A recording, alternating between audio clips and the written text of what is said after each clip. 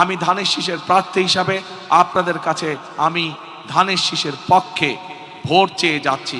একই সাথে আপনাদেরকে আমি অনুরোধ করছি, যেই পরিকল্পনার কথাগুলো আপনাদের সামনে আমি তুলে ধরলাম, সেই পরিকল্পনাগুলোকে যদি বাস্তবায়ন করতে হয় তাহলে সমগ্র বাংলাদেশে ধানের শীষকে জয়যুক্ত করতে হবে।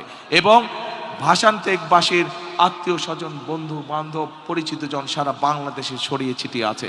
আপনাদের যে সকল আত্মীয় স্বজন, বন্ধু বান্ধব সারা দেশে বিভিন্ন জায়গায় ছড়িয়ে ছিটিয়ে আছে, আজকে আপনাদের প্রার্থী হিসাবে আপনাদের কাছে আমার বিনীত অনুরোধ, তাদের সকলকে আপনারা অনুরোধ করবেন আগামী 12 তারিখে যেন তারা ধানের শীষকে নির্বাচিত করে তাদের স্ব এলাকায়, স্ব নির্বাচনী এলাকায়।